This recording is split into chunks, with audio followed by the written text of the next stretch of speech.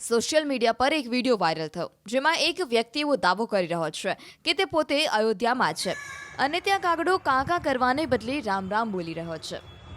याचं इतकं वैशिष्ट्य असेल अयोध्येतील, इथं एक कावळासुद्धा राम राम असं म्हणू लागला आहे.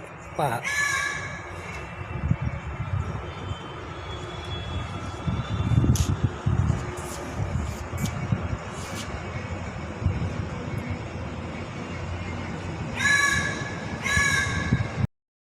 વિડીયો બનાવનારે દાવો કર્યો કે જે પોતે રામ રામ બોલે છે તો કાગડો પણ તેની કોપી કરી રામ રામ બોલે છે. राम राम राम राम राम. पाहिलं, ह्या सोहळ्याचा आनंद आपल्यालाच नाही तर पशु पक्ष्यांनाही झाला आहे. राम राम असं करून तो ओरडत आहे. राम राम राम